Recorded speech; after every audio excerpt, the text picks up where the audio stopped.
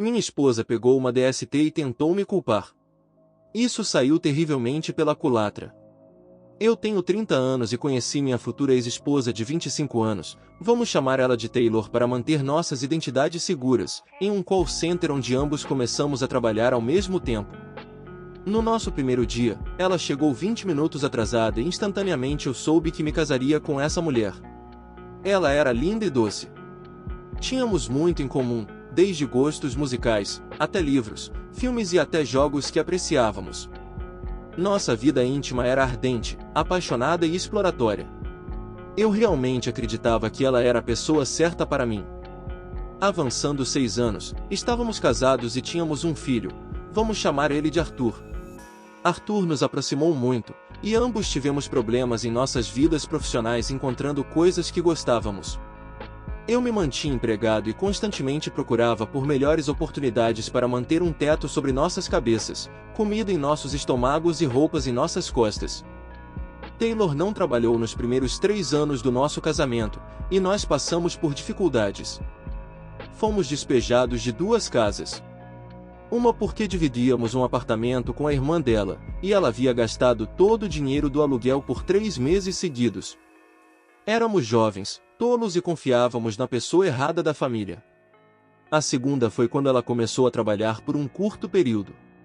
O suficiente para encontrarmos um lugar e sairmos da casa dos meus pais, que foram mais do que graciosos ao nos deixarem morar lá até eu conseguir nos reerguer, mesmo que minha esposa não levantasse um dedo para ajudar a cozinhar, limpar ou pagar qualquer conta até então. Ela imediatamente pediu demissão sem me contar, pensando que eu conseguiria um terceiro emprego para acompanhar meus outros 2. Eu consegui. Trabalhei com entrega de comida como freelancer em dupla com meu pai, e passávamos semanas inteiras praticamente trabalhando em um terceiro emprego. Mas foi tarde demais. Conversando com meu irmão, que trabalha como soldador para uma grande empresa, sobre a situação e pedindo conselhos sobre o que fazer, já que ele sempre foi melhor com dinheiro do que eu, mesmo que eu sempre garantisse que tivéssemos o necessário, mesmo que isso significasse trabalhar 20 horas por dia para conseguir. Meu irmão e sua esposa nos ofereceram um quarto em seu apartamento, já que a esposa dele preferia que o recém-nascido dormisse no mesmo quarto que eles em um berço. Consegui um emprego como operador de empilhadeira na empresa do meu irmão e comecei a ganhar bem. Minha esposa na época conseguiu um emprego similar, mas com outra empresa, e dentro de um mês parou de receber pagamentos, mas ficava fora o dia todo como se estivesse trabalhando. A Covid estava começando a atingir os Estados Unidos naquela época, e os testes estavam em falta. Ela nos disse que acreditava estar com a doença, mas não conseguia fazer um teste para confirmar. Tivemos que nos isolar por 2 semanas. Tanto minha família quanto a do meu irmão, e nossa empresa, não nos pagaram por esse tempo. Perdemos até 30 horas de horas extras além de nossas 40 horas regulares. Descobrimos que ela foi demitida por não aparecer. Quando descobrimos, meu irmão me confrontou e disse que isso ia contra as regras que concordamos quando ele nos ajudou. Se algum de nós desistisse ou perdesse o emprego, estaríamos fora. Eu concordei, pois pensei que isso seria uma força motriz para minha esposa entrar na força de trabalho e aprender que é normal ter que trabalhar. Nunca tinha expulsado alguém de casa antes, muito menos um parceiro romântico. Foi uma das decisões mais difíceis que já tomei, acreditando que seria para o melhor da minha família. Começou como um pedido, depois como uma ordem de que ela quebrou o acordo e tinha que sair. Ela estava com cerca de 5 meses de gravidez nessa época, e meu plano era convencer ela a ficar com seus pais para que eu pudesse continuar trabalhando e economizar dinheiro suficiente para conseguir uma casa, e ela concordou relutantemente. Eu podia ver que ela estava magoada, mas ela me colocou em uma posição onde eu não via outra escolha que atingisse nossos objetivos, e tudo o que eu queria era dar a ela a vida que acreditava que ela merecia na época. Esse foi meu erro, e o que acredito que ela usou para justificar suas ações futuras. Eu estava economizando há meses nesse ponto e meu salário mais alto estava realmente valendo a pena.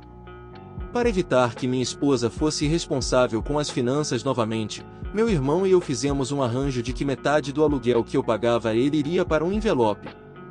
Após 9 meses de economia, estimei que deveria ter pouco mais de $6.500. Comecei o processo de procura por uma casa para alugar. Encontrei uma e mostrei a ela. Era perfeita. Tudo o que precisávamos para receber nosso pacote de alegria no mundo. Isso nos traz ao momento em que as coisas realmente começaram a piorar sem eu saber. Eu tinha sacrificado tanto por esse amor que alimentava, acalentava, adorava e desejava tão apaixonadamente. Tinha chegado a um ponto na minha vida onde eu agora seria pai, e meus sonhos de ter uma família e ser um pai e marido presente, justo e educacional estavam começando a se realizar. O que eu não sabia era que minha cunhada não sabia do arranjo, e pensava que todo o dinheiro era deles, já que ela comprou todas as paletas de maquiagem usando efetivamente tudo, exceto $220 dos meus 6.500. Eu estava furioso, irritado, chateado e envergonhado. Mais uma vez, aprendi que confiei na pessoa errada, e com esse presságio que passou despercebido por mim, não percebi o que estava acontecendo. Avançando 2 anos e meio, voltamos a morar com meus pais novamente. Arthur nasceu e vai fazer 3 anos neste verão. Minha esposa me pede para levar ela ao pronto-socorro porque acha que está com uma infecção. Era clamídia. Entrei em casa depois de um turno de 12 horas na manhã seguinte, sem ter ouvido os resultados ainda, para ser atacado por ela e por minha própria mãe, me acusando de traição. Agora, vou afirmar isso. Nunca saí dos limites do meu casamento ou entretenho a atenção de outra pessoa de qualquer maneira, pois estava perdidamente apaixonado por essa mulher que acreditava ser tão perfeita. Vou admitir que não sou, no entanto, perfeito. Houve momentos em que minhas palavras foram mais afiadas do que o pretendido. Sou uma pessoa muito direta e franca, e ela teve dificuldades com isso às vezes, pois tem muitos traumas não resolvidos de crescer no sistema de adoção. Minha atitude poderia ter sido melhor às vezes, e precisava de mais tempo para ter mais paciência. Sei que não estou isento de culpa e assumo a responsabilidade por minhas falhas como marido e pai, e tentei crescer com elas todos os dias, mesmo que os passos dados às vezes fossem menores ou maiores do que outros. Dito isso, o ataque começou com minha mãe me dizendo que eu tinha estragado tudo. Para o que minha esposa começou a gritar a frase: "Quem é ela? Quem é a sua vagabunda?" Fiquei completamente pego de surpresa. Nunca teria imaginado que, de todas as coisas, a DST viria para minha casa. Ela imediatamente nos pressionou para fazer testes. Eu concordei. Sabendo que não tinha feito nada, agora tinha confirmação absoluta de que ela me traiu em algum momento, mas quando ou com quem eu não sabia. Algumas coisas começaram a fazer sentido. Pensei em um momento alguns meses antes do nosso aniversário, e perguntei se ela gostaria de se arrumar e sair para jantar, talvez fazer uma longa caminhada juntos. Lembro que ela me olhou nos olhos, e com o tom mais frio que já ouvi em uma voz feminina, disse: "Eu nunca vou me arrumar porque você quer que eu faça isso." Percebi que a maquiagem dela estava sendo usada, mas não me lembrava dela usar nenhuma, e ela sempre precisava de mais. Quão ingênuo, cego e estúpido eu fui. Assim que chegamos a um centro de atendimento rápido local, rapidamente explicamos o que estava acontecendo, preenchemos um questionário e esperamos. Minha esposa pediu um médico separado e feminino. Isso doeu sabendo que ela realmente ia usar todas as táticas para me incriminar dessa maneira, e não simplesmente desistir dessa farsa e conversar pacificamente como adultos. Meu médico entrou e me examinou. Disse que eu não mostrava sinais, mas que uma amostra de urina era o melhor e mais eficaz teste. Depois disso, pediram para me juntar à minha esposa na sala dela com a médica. Tanto a médica quanto a enfermeira me olharam fixamente o tempo todo, enquanto minha esposa chorava descontroladamente. As lágrimas eram tão intensas que ela teve uma erupção de urticária, algo que eu nunca tinha visto antes. Estava aterrorizado. Minha vida, pela qual eu tinha sacrificado tanto, estava se tornando lenha para a fogueira que eventualmente queimaria essa paixão desgraçada e assassinada até o chão. Tanto a médica quanto a enfermeira falaram comigo em tons acusatórios durante toda a visita, dizendo coisas como: "Não se preocupe, em breve você poderá superar isso com provas." A prova os chocou. Nos 2 anos anteriores a isso, minha esposa vinha rejeitando a maioria das minhas investidas para a intimidade, atribuindo isso ao pós-parto, o que eu compreendia 100%. Eu tentava iniciar, mas não com muita frequência, pois não queria que ela se sentisse desrespeitada. O dia seguinte chegou. Eu estava negativo. Ela estava negativa. Estranho. Perguntei se podíamos ir depois que eu voltasse do trabalho buscar uma cópia física dos resultados para que pudéssemos investigar o que poderia ter dado errado no teste do hospital, pois achei que algo sério ainda poderia estar errado com suas áreas íntimas. Ela disse que não era necessário. Já tínhamos o que precisávamos e superamos isso. Insisti novamente e enfatizei que queria que isso acontecesse.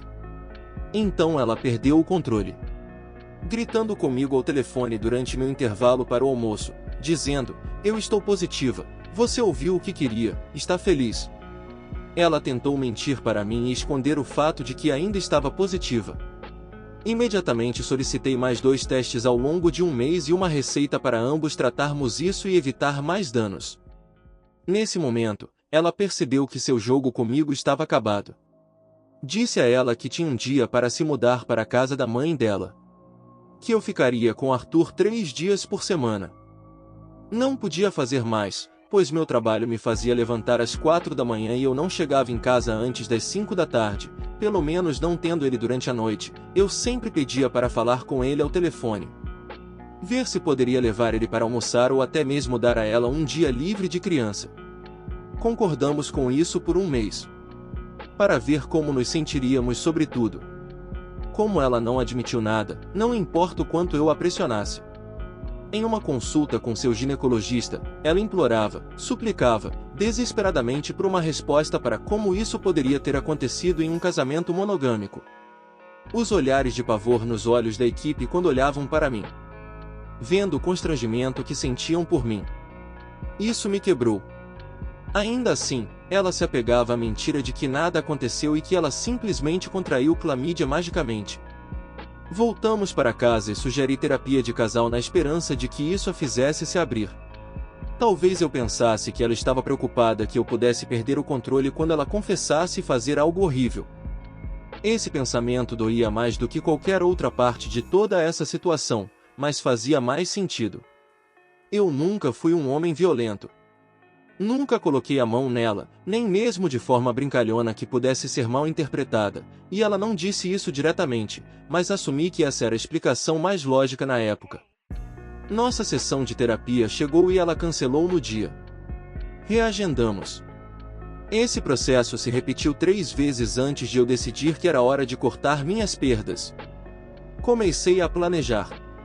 Em 6 meses, se eu não conseguisse tirar isso dela, a expulsaria. Confiei no único amigo que tenho. Que por acaso é uma mulher. Ela não é nada mais do que uma amiga para mim. Meu melhor amigo morreu no mesmo ano, e essa garota é a mãe dos filhos dele. Todos nós éramos muito bons amigos, então eu pedi a opinião feminina dela de vez em quando sobre as coisas. Uma noite, minha esposa mexeu no meu telefone, encontrou nossa conversa e explodiu comigo, dizendo que eu estava traindo novamente e que ela não podia confiar em mim. Eu disse a ela que essa era a sua última chance de admitir o que havia acontecido ou estaríamos acabados para sempre, já que todas as evidências apoiavam fortemente minha alegação de inocência em tudo isso. Mais tarde naquela noite, quando fui buscar ela no trabalho, ela me contou que se mudou para a casa dos pais. Depois que meu irmão me fez expulsar ela foi para a casa de um amigo, e ele a agrediu sexualmente, não aceitando um não como resposta quando ela queria ir embora. Por favor, tenha em mente que eu não culpo, envergonho ou tento desacreditar qualquer pessoa que tenha alegações de abuso sexual, pois eu também passei por isso quando jovem, mas as coisas não se encaixavam. Isso teria ocorrido 3 meses antes do nascimento do meu filho. No meu estado, quando os bebês nascem, tanto a mãe quanto o bebê devem fazer um teste de DST, assim como a mãe durante as visitas ao obstetra até o nascimento. E embora os sintomas possam ficar dormentes, meu médico explicou que eles apareceriam independentemente. Mãe e bebê estavam limpos no nascimento. Sem clamídia, o que significa que ela mentiu para mim novamente. Fiquei devastado ao perceber que ela ainda queria esconder a verdade. Ainda não sei com certeza tudo o que aconteceu, mas por um tempo fiquei completamente arrasado com isso. Como eu não era digno e, de alguma forma, outra pessoa ou pessoas eram, depois de todos os sacrifícios que fiz. Eu não merecia nem um pouco do amor que derramei em troca? Como isso chegou a esse ponto? Me senti vazio. Meses depois, ela finalmente confessou que só queria ficar comigo porque eu me comprometeria a dar a ela um filho, que era tudo o que ela queria de mim, e então estar com os homens que quisesse, sabendo que eu seria um bom pai.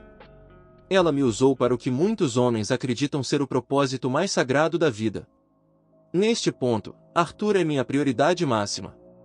Trabalho 14 horas por dia para prover como pai solteiro por meio de 2 empregos. Todos os meus problemas financeiros foram resolvidos e paguei todas as minhas dívidas, exceto algumas que estou ativamente trabalhando para quitar. Inicialmente, quando nos separamos, eu queria vingança. Instalei aplicativos de namoro para tentar fazer isso, e depois de iniciar muitas conversas, percebi que não era quem eu sou. Que eu não sou uma pessoa de casos passageiros e que, para mim, a intimidade é um momento sagrado de construção de vínculo para amantes compartilharem. Uma dessas mulheres com quem eu estava conversando disse que gostaria de se encontrar comigo. Isso na verdade meio que me sobrecarregou. Pensamentos passaram pela minha mente sobre nossas conversas nas últimas semanas, e percebi que não queria machucar ninguém entrando em algo cegamente com nada além de vingança em mente, pois isso só me tornaria tão baixo quanto minha ex, mas eu podia sentir que realmente queria tentar algo com essa garota. Desapareci dela por medo. Comecei a me exercitar e a fazer terapia novamente. Depois de 6 meses, decidi voltar a procurar essa pessoa. Sucesso! Ela ficou triste porque parei de falar com ela, mas depois de me explicar, ela foi compreensiva, já que estava passando por algo semelhante, de certa forma, pior, embora ela estivesse quase 3 anos lutando por um divórcio. Ela é doce. Um pouco mais cheinha do que meu tipo típico de garota, mas eu não sou uma pessoa superficial. Me importo mais com a personalidade e a disposição de mostrar gratidão. Esta garota é tudo que minha ex não é: generosa, gentil, de coração mole, compreensiva, ambiciosa e uma trabalhadora extremamente esforçada, pois tem 3 empregos para se sustentar durante a faculdade. Estamos namorando há 7 meses. Ela conheceu meu filho. As coisas finalmente estão dando certo, eu acredito, mas só o tempo dirá. O que acharam dessa história? Deixe sua opinião nos comentários. Não esqueça de deixar o like, se inscrever no canal e ativar o sininho para acompanhar mais vídeos como esse. Até logo!